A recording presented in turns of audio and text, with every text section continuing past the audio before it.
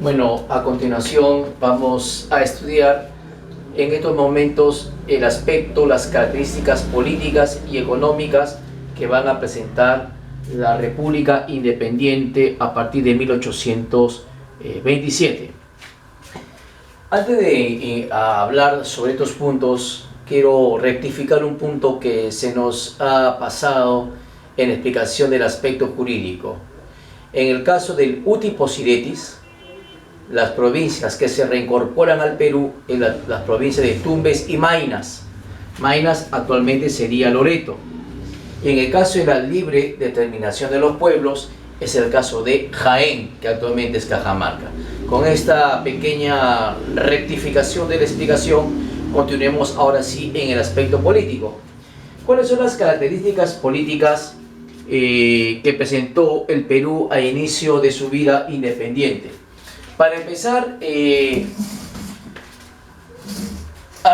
después de la independencia del Perú, después de la salida de San Martín, la expulsión del virrey La Serna, la salida de Bolívar del Perú, desgraciadamente en nuestro país en términos políticos no existe un Estado fuerte, un Estado organizado, un Estado, digamos que pueda ser eficiente en su administración. Lo que pasa es que no existió una clase política dirigente, es decir, no existió líderes políticos, conductores con ideas de vanguardia, ideas progresistas, que por el cual el Perú no pudo desarrollarse. Esto se debe pues a un problema que hasta el día de hoy nosotros sufrimos, un problema que está siempre latente y que está en nuestro, digamos, en nuestra sociedad, ¿no? Como es en nuestras caras, disculpando el término estudiantes, como se lo digo. ¿Cuál es el caso de la corrupción? La corrupción siempre ha existido cuando existe el poder, que medían un presidente en su discurso, o de repente un candidato presidencial que diga: vamos a erradicar, vamos a destruir la corrupción. Eso, señor, no lo crean. No lo crean. El día que tú seas ciudadano y escuches a un candidato político a la presidencia y que diga: vamos a erradicar la corrupción, vamos a destruir la corrupción, eso es mentira, eso es falso. No le crean, porque la corrupción jamás va a desaparecer.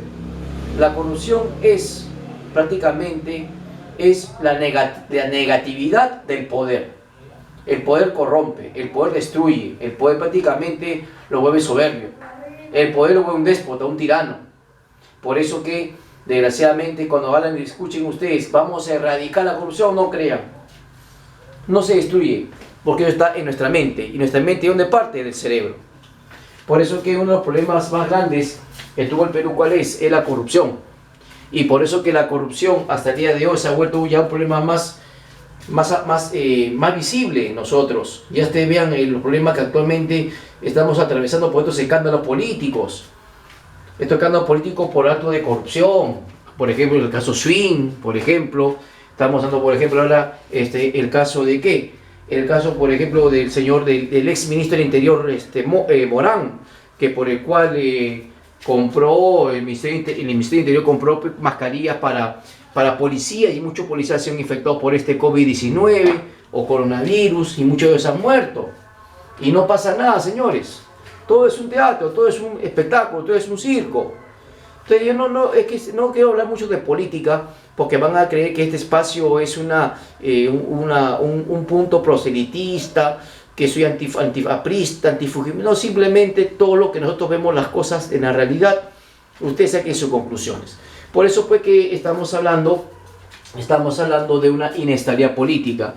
Pero ¿esto qué lleva? Esto lleva a la ambición de caudillos militares. Es decir, que supuestamente después de la guerra de independencia, quien iba a ser los líderes políticos del Perú, iba a ser esa aristocracia criolla limeña, esta nobleza criolla limeña, estos sectores cultos, ilustrados, duques, condes, marqueses, que tenían títulos de nobles.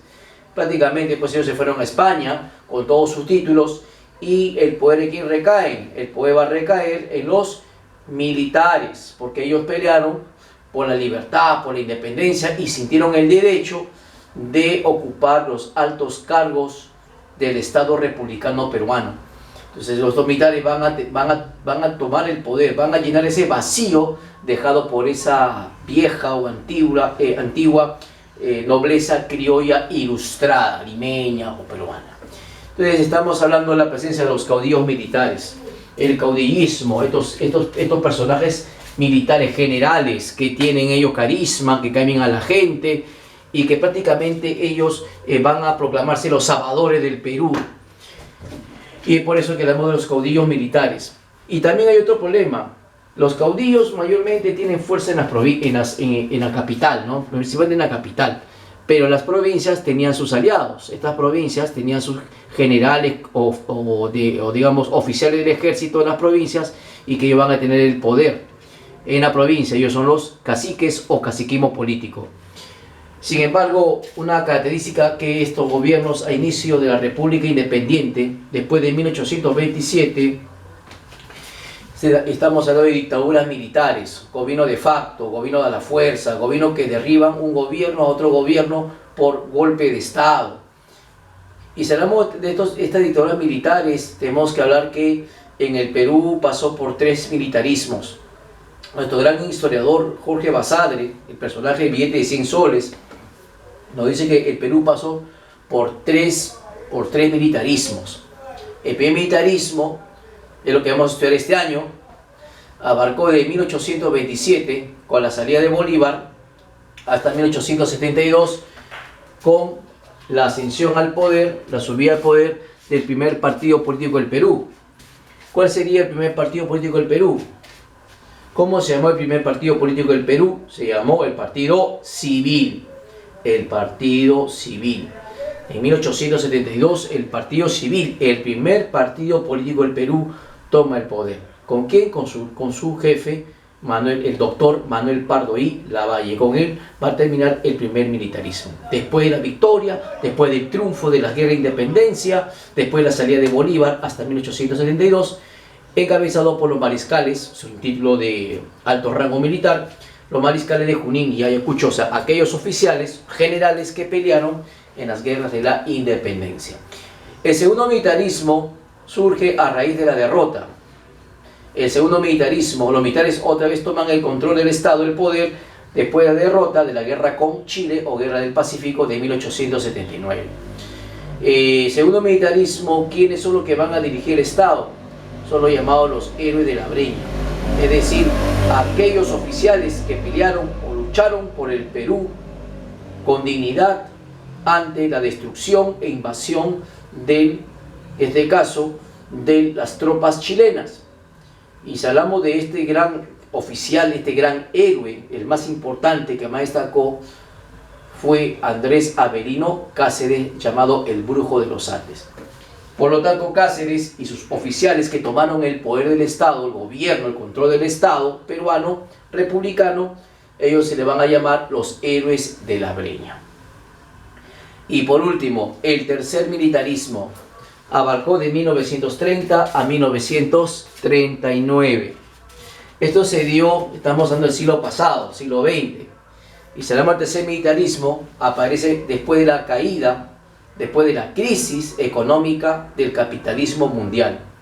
Es decir, después de la caída de la Bolsa de Valores de Nueva York. ¿Qué es una Bolsa de Valores? Es un centro financiero donde ahí se va, hay apuestas a empresas que están operando a nivel mundial y sus operaciones, sus actividades económicas, productivas, tienen ganancia. Los que van a apostar van a ganar su dinero. Si yo apuesto, por ejemplo, si yo apuesto 5.000 soles, ganaré, por ejemplo, 15.000 soles, un ejemplo. ¿Dónde se va ese dinero? A jugar es en la bolsa de valores. Entonces la bolsa de valores colapsó, cayó, se desplomó, el capitalismo mundial se desplomó.